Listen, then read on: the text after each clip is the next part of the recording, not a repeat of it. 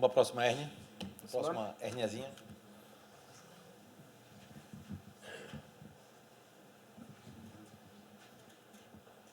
Bom, o terceiro caso é uma paciente com hérnia incisional gigante com perda de domicílio.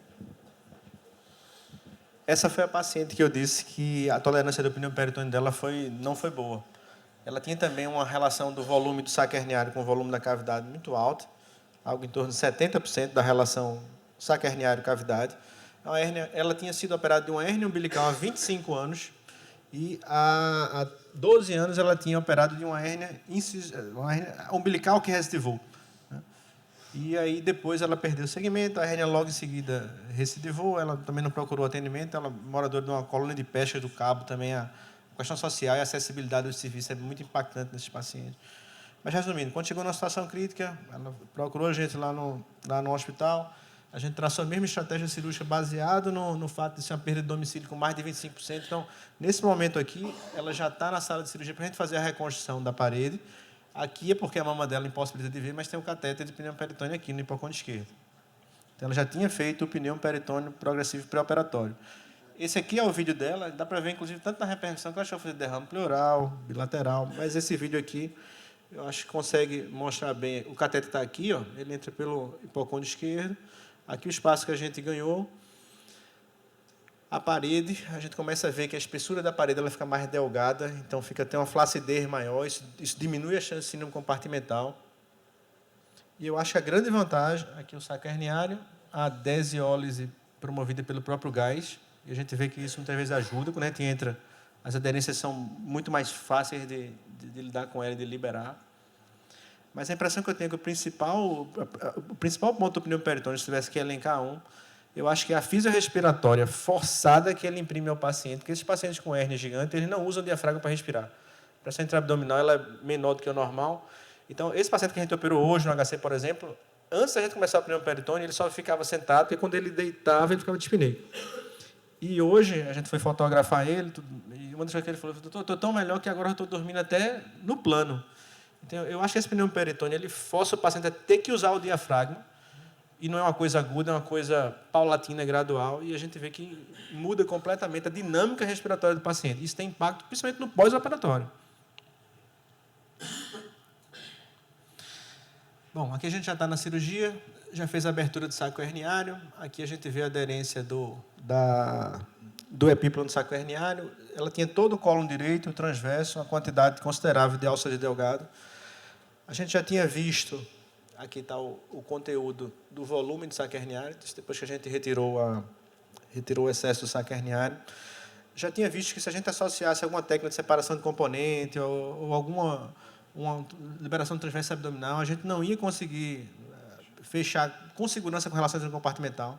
Havia uma discrepância enorme da relação conteúdo-continente, do saco herniário e da possibilidade de retorno para a cavidade, e a gente decidiu fazer a viscerorredução. Então, a viscerorredução que a gente faz é a colectomia direita. Você pode estender e fazer uma colectomia direita estendida. Tem trabalhos falando da possibilidade de você associar a ressecção de 50 centímetros de delgado até a 100 centímetros de delgado. O paciente que a gente operou hoje no HC, a gente fez a viscerorredução com 100 centímetros de delgado. Não conseguia, a relação conteúdo-continente era maior, inclusive, do que essa senhora. Para ter ideia, o volume do saco herniário do que a gente operou hoje, ele tinha 15 litros e o volume da cavidade abdominal era de 8. Então, ele tinha 2 vezes a cavidade fora do que dentro. Então, a gente fez uma colectomia direita com 100 centímetros de delgado. Obviamente, a gente sempre conta o quanto vai ficar residual. Esse paciente tinha mais de 5 metros de delgado, então perdeu o ilho distal, mas provavelmente não vai ter grandes impactos. Então, a gente faz a ressecção. Aqui a anastomose ilho transverso lateral, que é a anastomose de preferência da gente. Aqui a peça cirúrgica. Aqui a gente não precisou ressecar tanto de ilho. A gente tenta fazer uma ressecção mais parecida possível com a oncológica, pegando na emergência dos vasos, porque o que a gente quer, na verdade, é ganhar espaço. Então, até a gordura do mesocolo, para a gente, é interessante nesse caso. Antes da gente partir para a viscerorredução, que, no caso, seria o último tiro dessa batalha aí, que é uma coisa altamente agressiva e que imputa todos os riscos relacionados, a gente tenta primeiro fazer a aumentectomia, mas tem casos que a gente já parte direto porque vê que não vai resolver. Então, a gente já vai direto para a colectomia direita, estendido ou não. Aqui a falha da hérnia dessa senhora, praticamente a parede abdominal anterior completamente aberta, ela tinha uma falha aqui em torno de 25, 30 centímetros por 20. já era uma hérnia multirrecidivada. A gente fez uma técnica chamada... A gente fez uma separação de componente anterior. Essa imagem que a gente está vendo, aqui tá, a cabeça da paciente está para aqui estão as pernas. Aqui a gente já consegue ver. A gente liberou o espaço retrorretal, já aproximou aqui no meio, aqui está aplicado a lâmina posterior da bainha do reto. Isso depois de ter feito uma liberação do transverso abdominal, uma técnica chamada de TAR, Transverso Abdominal Release, a liberação do transverso abdominal para a gente conseguir avanço nesse componente posterior da parede. Então, a gente plica aqui no meio. Essa tela entra em posição retrorretal, chamada posição sublei retrorretal. Aqui embaixo, ela está fixada com 2 pontos no Cooper de cada lado. E aqui na lateral, ela fixa com pontos separados transfaciais, aqui mais ou menos na altura da linha semilunar, de um lado e do outro. Talvez aqui dê para ver melhor os pontos, mas ela entra com uns 3 a 4 pontos aqui, na lateral. Então, ela fica cobrindo toda a parede abdominal, por trás do reto abdominal e passando por cima do transverso abdominal, na lateral.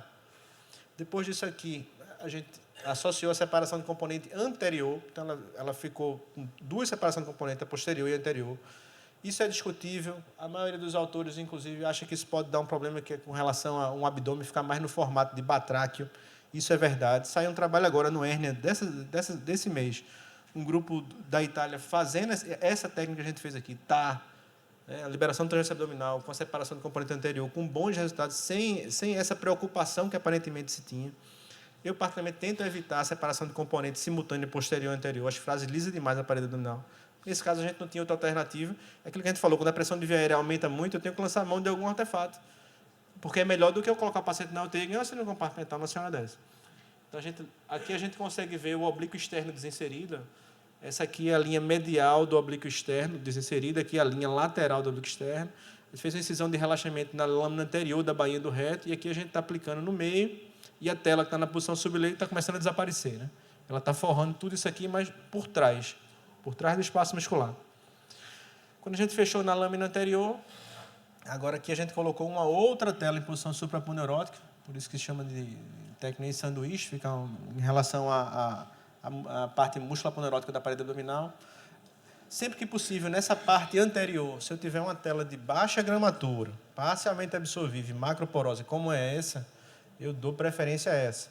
Porque a gente sabe que a chance de infecção, nesse tipo de tela aqui, a chance de a gente salvar a tela é maior do que uma tela microporosa, que forma biofilme, com peso molecular maior. Nem sempre a gente tem, mas o ideal para mim é isso, quando vai fazer a técnica sanduíche. Aqui fica por trás, é uma tela de alta gramatura, então a gente bota uma prolene normal mesmo, de Marlex, e a tela de cima, aí a gente entra, como eu não preciso, é mais para dar um reforço extra ali, eu boto uma tela com um peso menor, parcialmente absorvível e com os poros maiores. Em seguida, a gente faz uma dermolipectomia higiênica, que eu chamo de paniculectomia, porque fica um excesso de pele muito desproporcional, esteticamente muito inviável. Associa vários pontos aqui, chamamos pontos de Baruda, ponto de adesão, pegando aqui na escarpa e jogando na parte aponeurótica, com muito cuidado para não pegar na parte de músculo, né, sangramento. Aqui a paciente na UTI, essa é a visão dela na UTI, e aqui ela imediatamente antes da alta. Geralmente a gente deixa 2 drenos, um no espaço posterior à musculatura, né, no espaço sublei, e um no espaço anterior. O da esquerda, geralmente, é o anterior, e o da direita é o posterior. Antigamente a gente se enrolava quem é que estava na frente, quem é que estava atrás, então ficou vogais e consoantes. Então a esquerda é o da anterior e o da direita é o posterior, para a gente não se perder. É um detalhe simples, mas que às vezes faz diferença. Bom, com esse caso aqui, eu acho que dá para... A Aline agora vai discutir sobre separação de componente e viscerorredução em hérnias abdominais.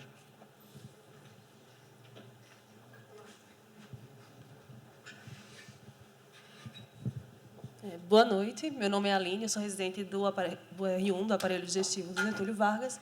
A gente vai dar uma passagenzinha sobre esse caso que o Dr. Márcio apresentou.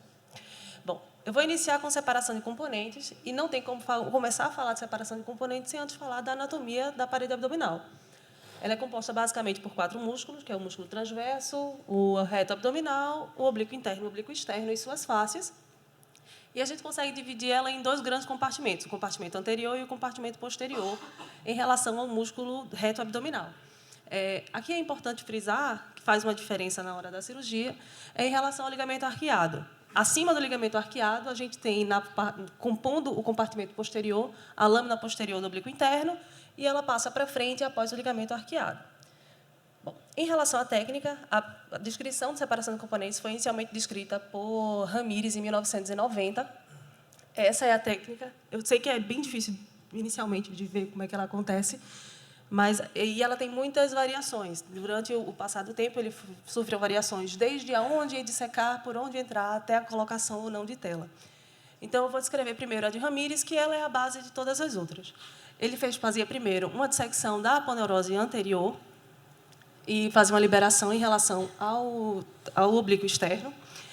Ia pela linha média e dissecava no espaço retroretal, separando o músculo da lâmina posterior do reto abdominal e liberava o transverso, então o oblíquo interno.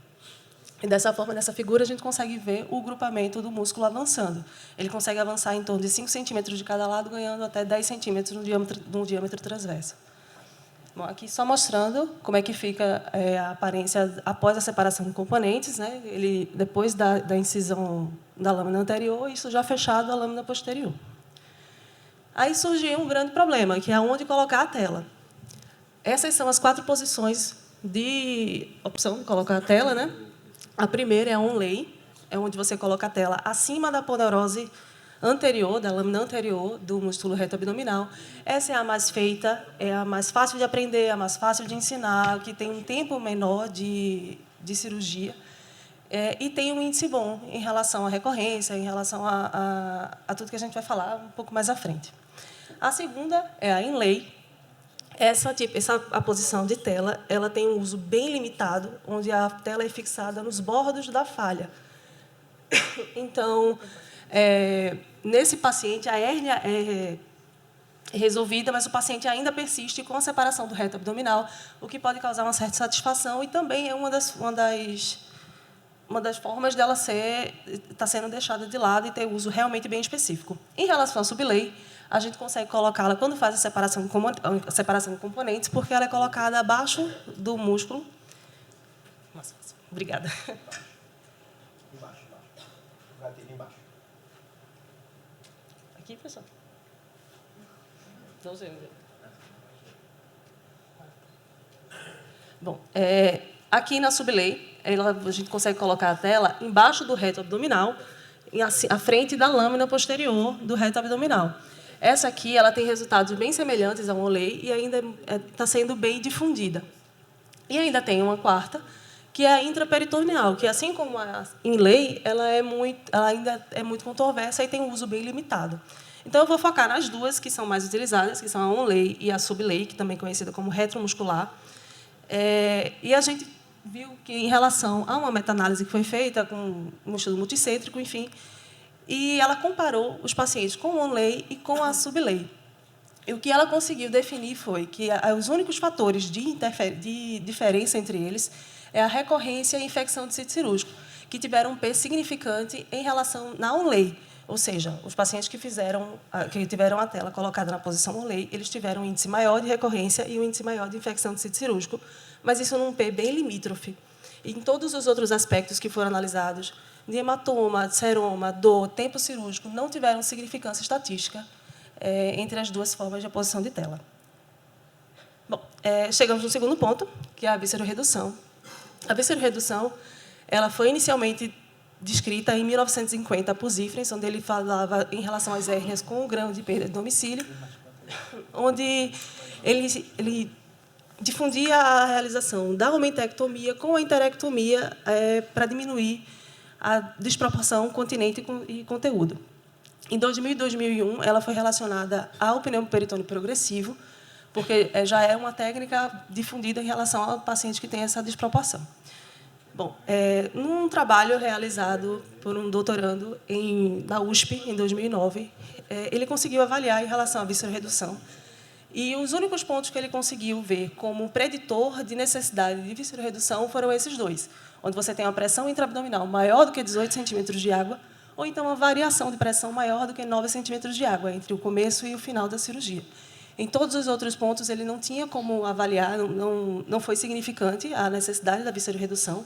E ele também conseguiu ver que os pacientes que realizaram a visceroredução, como aqueles pacientes que não realizaram, não tiveram diferença entre a formação de decência, entre a infecção, enfim, não tiveram variações importantes entre os pacientes que realizaram a visceroredução e os que não, contrariando muito o pensamento que fica, né, de você realizar a ressecção de um órgão saudável e ainda assim não ter nenhuma repercussão. É isso. Eu queria falar ainda no tema anterior, depois eu entro nessa parte aí. Então, no tema anterior, acredito que você deve ter uma casuística grande já nisso aí, mas eu acredito que não deve passar de 100 casos em hérnias complexas. E eu aconselho, assim, que já que você está tendo possivelmente a sua mortalidade decorrente do TEP, eu acho que esse doente deve estar filtro de via cava de rotina. Você deve julgar clinicamente que o senhor está perdendo seu dente por isso. Não está perdendo pela complexidade da cirurgia, pelo ato cirúrgico. E eu acho que você vai poupar a sua mortalidade e vai diminuir drasticamente. No Agamenon, a gente tem recebido, assim, como é um hospital que é mais referenciado para a obesidade, a gente tem recebido muito mais obeso e com hérnias. Então, a gente não tem uma experiência dessa complexidade que você tem doente rígido, mas, assim, o nosso doente que chega com hérnia, normalmente, ele chega com MC bem acima. E eu acho que esse caso era um caso de obesidade mórbida. A gente propõe lá sempre fazer a bariátrica antes, que na sua imensa maioria, não sei se você vai abordar alguma coisa nesse aspecto, e na imensa maioria desses doentes têm uma complexidade da hérnia, mas ela não está estrangulando, encarcerando, está sendo um desconforto. E a gente tem uma experiência depois do doente perder uma quantidade significativa de peso, funciona para a gente não fazer ressecção dessa situação. E a gente tem um resultado assim, razoável nisso daí. Com relação à parte de herniaplastia em obeso, vai ter um caso que a gente vai apresentar, que é exatamente para puxar essa discussão aí. Isaac vai vir com uma revisão disso aí. Nitidamente a gente vendo a doente, essa doente era uma obesa. Ela é obesa. Eu não sei se acredito que tem. E facilmente a gente às vezes olha um gordinho e esse gordinho não é gordinho não, mas calcula lá. Se você pegar aquela. Geralmente a MC acima de 35, acho que ela tinha aí, entendeu? Se você pegar vê pelo padrão de mão que ela tem aí, ela. Se você pegar aquela última foto que é a dela de saída, você vê que muito também daquilo ali era a suja de saco herniário. Ela era obesa, sim. De preferência, a gente faz o que você colocou. Lá no HC, eu faço ambulatório no mesmo dia com o Geraldinho. Então, esses pacientes que chegam com obesidade mórbida e com hérnia, vai depender, obviamente, da sintomatologia dele, que é o que vai entrar aí a discussão de Isaac. Mas, de preferência, obviamente, é perder peso. E a pergunta é com quanto tempo depois da bariátrica opera? É outra grande discussão. Em média, a gente opera aí depois do 6º mês. O ideal seria se o paciente conseguisse tolerar, depende do sintoma, com 1 ano. A gente sabe. Mas, muitas vezes, o paciente não tolera. Recentemente, no HC, fez a bariátrica, uma senhora, estava esperando fazer a hernioplastia, estrangulou o anterior, veio para cá em situação de fasciite, não sei se tem algum residente do HC aqui que lembra do seu paciente, mas estava nesse programa de aguardando para fazer a hernioplastia eletiva e foi operada numa situação bem pior. Mas essa discussão acho que vai ficar melhor com a apresentação de Isaac. Com relação a essa parte do filtro da via cava, Vlad, sinceramente, é algo a se discutir. Sem caso, eu também acredito que a gente não tem, não. Mas também, eu não diria que a gente tem assim tão pouco para julgar, por exemplo, que 2 casos de TEP foi um percentual também tão grande dentro disso, não. Eu fiquei preocupado, a minha preocupação era se não era algo local, porque eu estava vendo com frequência a gente realmente ter TVP e pegar paciente com TEP, na grande maioria das vezes, esse que vai para a UTI e volta. E lembro de 2 que a gente perdeu. Mas quando eu discuti com esse colega, que hoje em dia trabalha lá em Paris, esse que César me deu o contato dele, e a gente trocando figurinhas sobre cirurgia de hérnia e transplante hepático, que o César está com um caso desse, e o César não tem experiência em hérnia pós-transplante, daquele que deixa aberto pela incompatibilidade do fígado e tal. E aí foi com ele que eu comecei a entrar em contato, a Ayrton. E aí eu perguntei, Ayrton, você que opera hérnia complexa aí?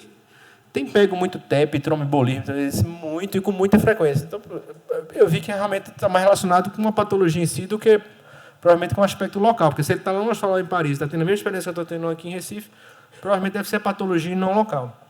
Eu não sei se é a agressividade do filtro da via cava, que não é algo invasivo, mas eu não sei se justificaria de rotina desses pacientes, sabe, Vlad? Está vendo aquele, por exemplo, o que é que eu tenho feito? Esses pacientes que a gente vai operar, como que a gente operou hoje no HC, eu peço ultrassom do membro inferior com Doppler um dia antes.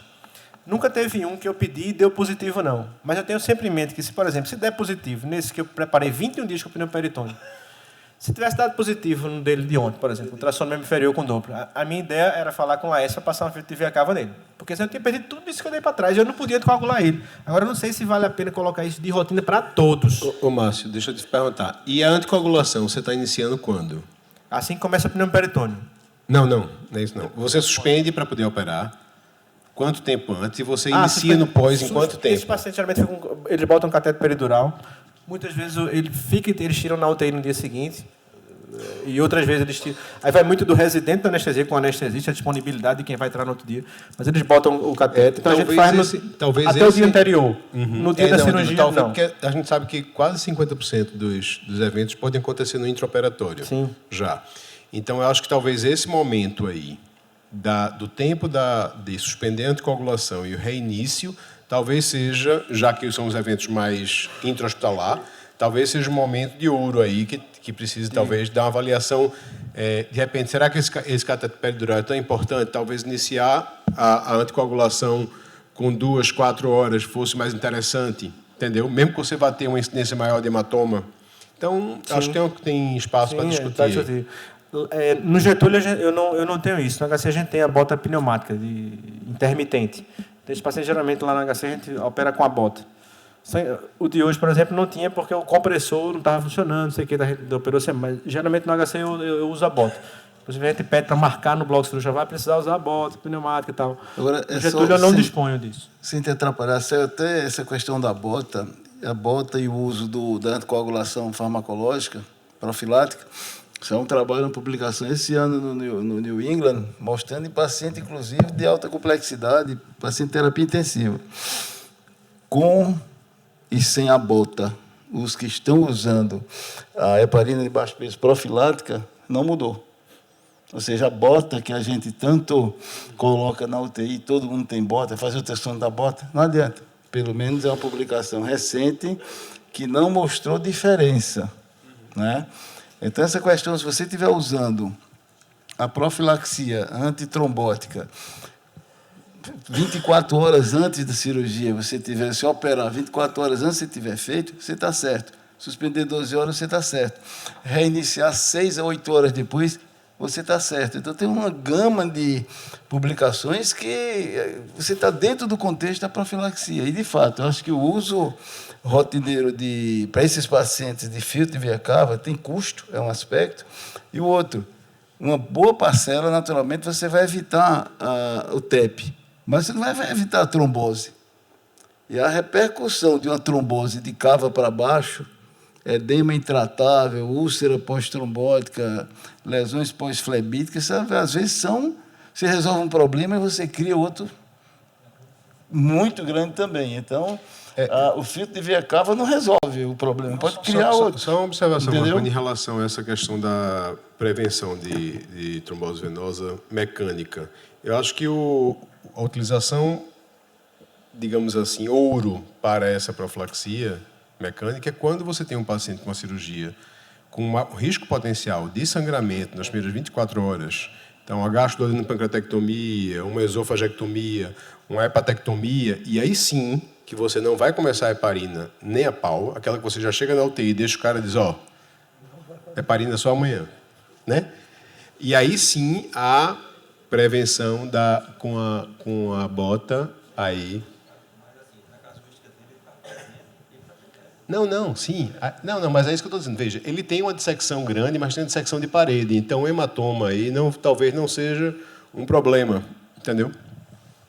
Eu tive uma paciente só de hematoma de parede de ter que voltar no hospital para reabordar ela. De sangrar, de chocar da parede abdominal mesmo. Eu estou vendo que vai ter caso, que ter tem um que dia voltar. aqui Mas que eu não para atribuo o uso discutir do profilaxia, não. Até porque... tromboembolismo venoso em cirurgia, chamar outro dia. Vou voltar para on-lei e sub-lei.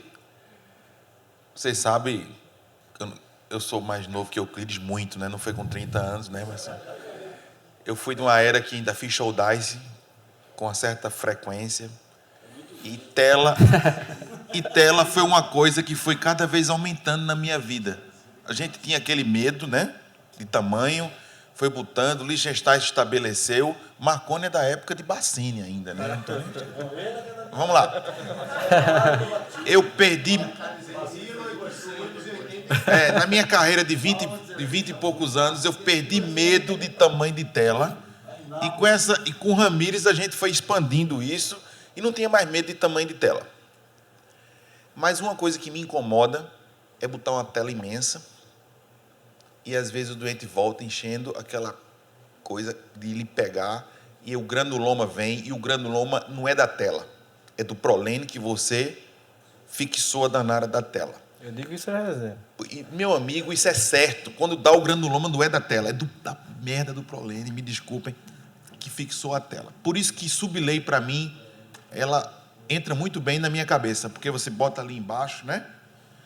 Mas, ao mesmo tempo, aí eu queria perguntar a você, se você hoje tem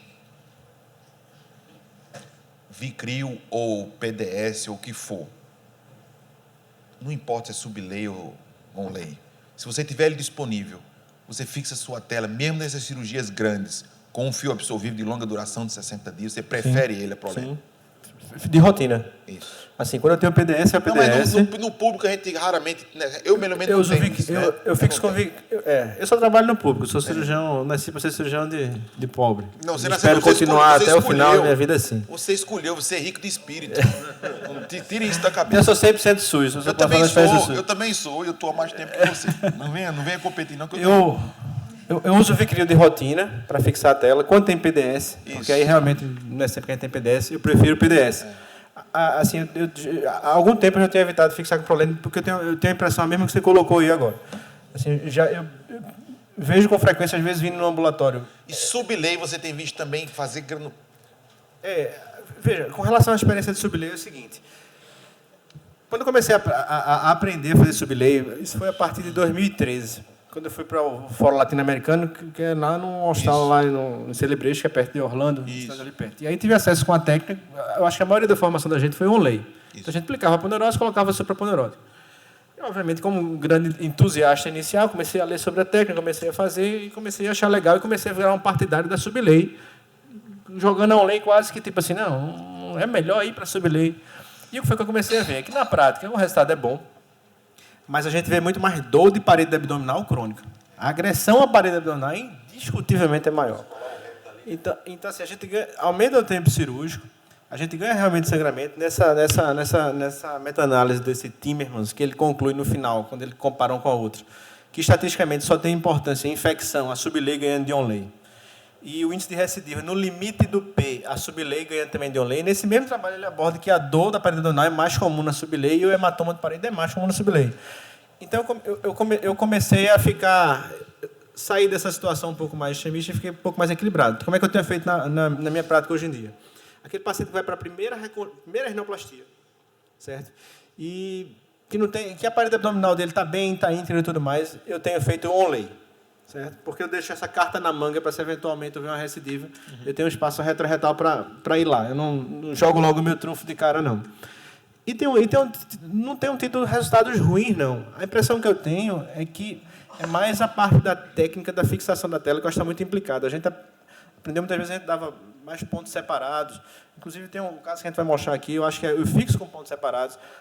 Recentemente, alguns poucos meses para cá, eu mudei minha forma de fixar a tela, dando várias suturas contínuas, tanto no anel interno, como na parte do anel externo, no anel interno, no que tiver de liberação de componente nos bordos. Então, você vê minha tela, atualmente, como eu fixo a parte onlay, ela tem várias linhas de...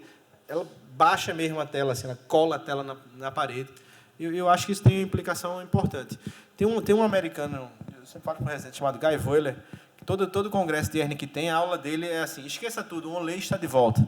Porque todo mundo vem falando de sublay, robótica, é o que o americano faz hoje em dia, sublay robótica. E ele vem com trabalhos e mais trabalhos mostrando que a onlay, as vantagens da onlay, ela é mais rápido, mais facilmente reprodutivo, então fica mais fácil de você ensinar. Agora, desde que ela seja feita adequadamente, né? Você pegar a técnica de Chevrel clássica mesmo, fixatura, com pontos contínuos, um cuidado tem que ter é evitar esse bordo da tela, dele ficar levantado, dá muita rejeição de tela. Pego muito no ambulatório paciente com granuloma, quando a gente entra, pensando que é o prolene que vai estar lá. Na verdade, é a borda da tela que ou subiu, ela engilhou, ela dobrou. Não granula ali, rejeita. Mas eu acho que se tecnicamente você fizer bem, assim, dentro dos parâmetros técnicos adequados, a onlay, eu acho que o resultado dela não é ruim, não. Sabe? E assim, hoje em dia eu estou mais prezando pelo equilíbrio. Naquele paciente multirestivado, eu vou sair da área que já foi abordada e vou para a sublay.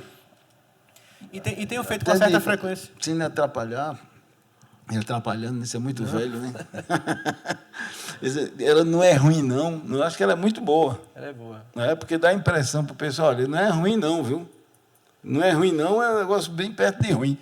Então, a técnica onlay é o que a gente faz de preferência e, sinceramente, conversando com o Sérgio Hall, mas o Sérgio Hall, os pacientes do Sérgio Hall, a gente estava comentando, é hérnia desse tipo aí. Aí o que é que ele fala? Ele não fala mais em onlay, porque ele diz que o doente dele é extrusão de tela, é infecção, volta para tirar a tela, porque o grupo de pacientes que ele opera é um grupo de pacientes bem complexo, né, lá na Santa Casa. Ele já foi lá e ia ter visto aí uma confusão. Mas para a hérnia de rotina, do dia a dia que a gente opera, que o cirurgião geral opera, que hoje já surgiu, o especialista em hérnia, isso é ótimo, porque na minha época de residência a gente ainda fazia um outro caso de pneuperitônio sequencial, mas ninguém tinha o conhecimento que se tem hoje de separação de componentes. A gente faria apertamento de componente. Tinha se você apertando todinho. Se o cara suportasse e sobrevivesse aquilo, parabéns, senão a gente ia voltar. Isso aí você vê que é uma coisa que hoje está surgindo, que é um espetáculo, porque eram pacientes que não eram operados. Eu vi paciente morrer por hipertensão intraabdominal e não se entendeu o que estava fazendo. O cirurgião não aceitar abrir e deixar a hérnia intencionalmente recidivar, porque não se tinha esse conhecimento. Né? Isso aí é uma coisa que a gente tem que pensar. O onlay é muito bom, é reprodutível. Agora, tem que ter uma tela boa. Tem que botar uma tela de alta gramatura, né? Microporosa, aquelas que tem mais ou menos 2 centímetros de altura, porque às vezes é que a licitação é a que ganha, é a pior tela que tem, né? Mas ela é até boa quando ela é grandona. Eu tenho um amigo que tem uma tela enorme, e quando ele começa a engordar, começa a doer, ele começa a emagrecer, ela para de doer. Pode servir, inclusive, para tratamento de obesidade. E o cara fica com a tela ali, dando aquele suporte, né? Estou engordando, aí emagrece lá. Tem uns 2 ou 3 assim. Doutor Marconi, o importante, eu acho, é você conhecer a técnica e saber aplicar em determinado paciente. Como o senhor falou, a onlay é unânime. Se você pegar para a maior parte dos pacientes, você vai resolver. O difícil é a gente conseguir reproduzir a separação de componentes. Não é fácil, né? Se você pegar a maior parte dos serviços, não sei se todo serviço faz, mas não é simples. São várias técnicas nuas e você aplica para cada paciente de forma individualizada. É isso que o Márcio tenta fazer lá no Getúlio. E hoje a gente tenta, a maior parte desses pacientes mais complexos, caminhar para ele e ter um aprendizado do residente. Eu vi cirurgia com par, e a gente começar a fazer a cirurgia robótica, ele por dentro fazer toda a parte robótica, bota a tela, quando terminar, responde, legal, bonitinho. Aí ele virava o dente, metia na incisão e botava a tela por fora. Ou seja, então, a coisa não é fácil. Você, doutor Eduardo Parra Dávila, que é uma das grandes experiências, você conhece naturalmente, ele, eu tive a oportunidade de estar com ele, faz a sutura aí dentro, todo animado lá com o robô. Quando terminou, ele disse, agora vamos abrir por fora e botar uma tela por fora. Digo, mas rapaz, perdeu a graça. Ele disse, não, isso aí é que vai dar certo. Então, é a gente ter essa capacitação de entender essa dinâmica e ver esse doente, qual é o doente, se vai botar a tela por fora e por dentro, qual é a tela. E a questão de você colocar toda a tela, hérnia por vídeo, vamos botar a tela por baixo, o iPhone você está botando lá e fixando. Os doentes têm dor, e dor, às vezes, não é fácil de tratar. Tem doente que só falta se acabar de dor. E essa tela, mesmo sendo tela de dupla face, que você tem o hidrogel que vai ser digerido, depois, quando você vê, o hidrogel é digerido e está lá as telas, as alças coladas, cheio de fístula. Então, tem que ter cuidado com isso. É exatamente esse último ponto que Marconi falou. Quando a gente viu aquela foto que você colocou da técnica sanduíche, você prefere colocar a tela de maior gramatura. Intuitivamente, a gente... Por baixo. Por baixo. Intuitivamente, quando você, inclusive no contexto aí da aumentectomia e tal, você não vai ter um aumento para interpor, a gente fica com receio de possibilidade de fístula. E aí você disse que prefere, inclusive, colocar de alta gramatura, sendo a tela de baixo, a tela que estaria mais em contato com a cavidade intraperitoneal.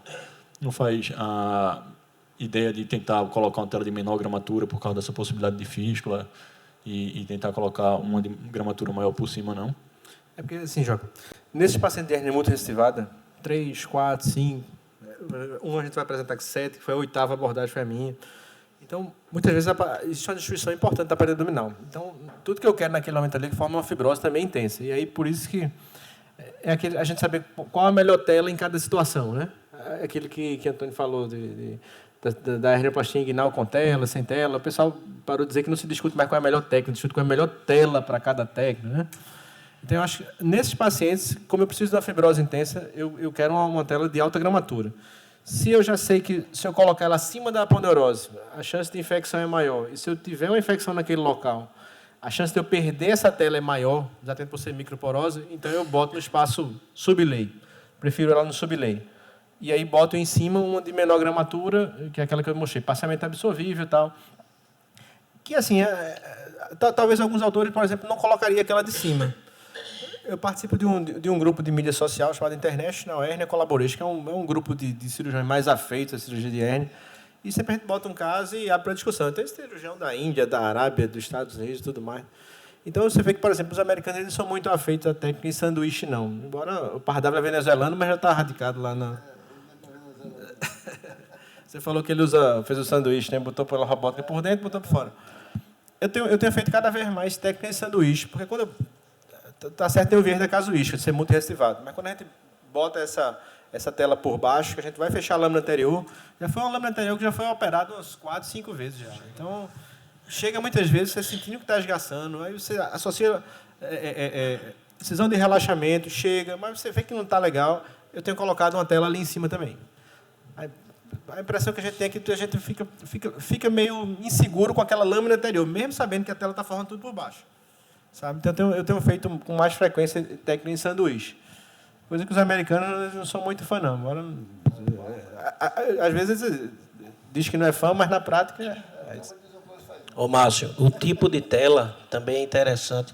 Partindo dessa discussão que Joca levantou, como o Euclides falou também, a técnica laparoscópica ela vem mostrando que a tendência é usar a tela mais pesada, né? Quando você faz o TAP, você tende a usar a tela mais pesada, mesmo em orifícios menores, porque a chance de recidiva vem se apresentando menor, né? Então, eu acho que parte também daquele princípio ali. Você bota uma tela mais pesada, você se sente mais seguro e tem uma tendência menor de recidiva. Eu estava conversando, acho que há uns 3 meses atrás, com o Sérgio Roll, ele veio aqui, o professor Sérgio Roll veio aqui, e eu questionei exatamente em relação a isso. Na laparoscopia, qual era o tipo de tela que ele preferia usar. E aí ele falou, tela de baixa gramatura, quer dizer, de alta gramatura e microporosa, a mais grossa, a mais pesada, a mais rudimentar possível, né? E assim, realmente essa impressão para quem faz laparoscopia, a impressão sempre é essa mesmo, que a melhor tela para você acomodar é a tela... Exato. Essa macroporosa, a gente até teve uma reunião agora com a empresa de material e ele disse logo, bicho, laparoscopia pode trazer só de baixa gramatura, menor custo mesmo, e é bem melhor. Acho que a impressão é essa para vocês também, né?